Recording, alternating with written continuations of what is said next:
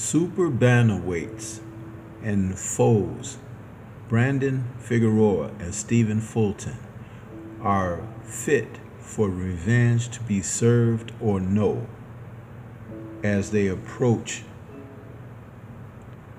February 1st in a rematch that is long overdue and something of a score to settle for Figueroa. Let's talk about this matchup.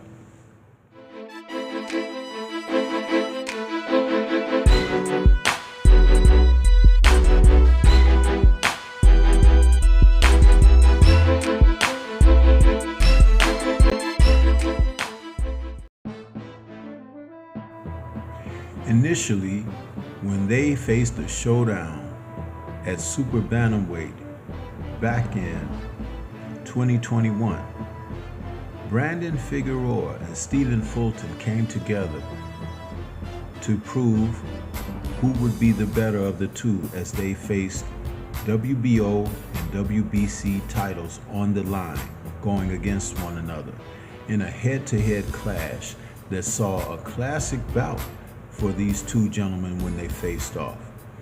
It was a war of spirit and strategy as they battled back and forth, and the crowd was enamored with the efforts of not only Figueroa, who has that pressing forge-ahead style, and Fulton at the time was known as a slick, not easy to hit boxer.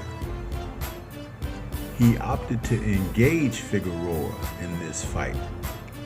And Figueroa, who now has a record of 25-1 with 1 draw and 19 KOs, saw himself prevailing.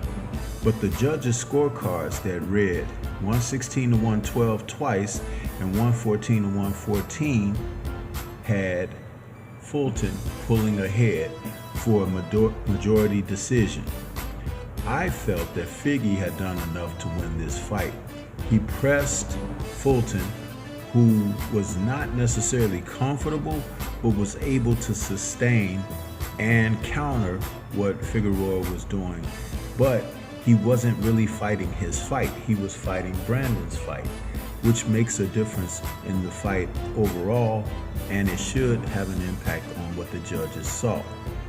Now, when we're talking about this rematch where they're coming into together, both men are going to find themselves in a situation where now, having both experienced losses and actually Fulton having been stopped in a fight where he went to challenge Monster Inoue, I believe that Figueroa is entering the rematch with the old adage, revenge is a dish best served cold and old, because Fulton, now 22-1 with 8 KOs, is in a position where he has to get something back.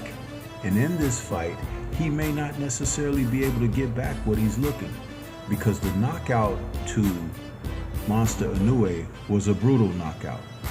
Now, I also look at this as two men who are vying for supremacy in their position. And if you ask me, Figueroa seems to have a greater discipline and hold over that. I don't believe that Stephen Fulton is really dealing realistically with what his personal shortcomings are. Figueroa is easy to figure, no pun intended, what type of fighter he is. But I do believe Fulton is caught in between because he doesn't have a lot of knockouts on his record, and he seemingly is trying to always prove something. When a fighter fights with that type of mindset, you can set traps for him, and he can fall into your snare. I believe Figueroa, who has had the opportunity to sit back and watch Fulton since they last faced each other, and he's in a situation now where he can show what he has learned since that defeat, and in his mind, he didn't feel that he lost the fight to begin with.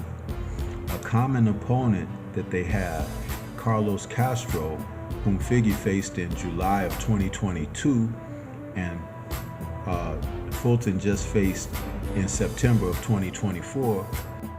Figueroa kind of took him apart, where he had him down in the 3rd round and then stopped him in the 6th. In his fight against Fulton, he seemingly rocked Fulton early in the fight and had him kind of on his heels for a moment, where Fulton later righted the ship and went on to a decisive unanimous decision. Split decision. However, the problem is, where is Fulton truly psychologically? I believe that Brandon has allowed enough time to come into this fight and be prepared to do exactly what's necessary to take victory from Fulton. In this fight, I see Brandon Figueroa either coming out with a majority decision, unanimous decision, or even a split decision victory. If he gets Fulton in the kind of trouble that Castro got him in, then it's going to be a different situation for Steven. At the end of the day, this is a great fight that'll be part as a co-main for the main event on the card of David Benavidez versus David Morrell. An exciting time for boxing early in 2025. These two men are going to bring it, and I can't wait to see the outcome. But what do you think?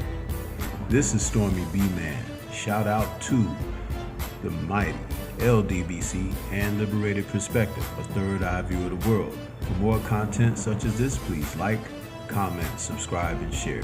Leave comments and let me know your thoughts.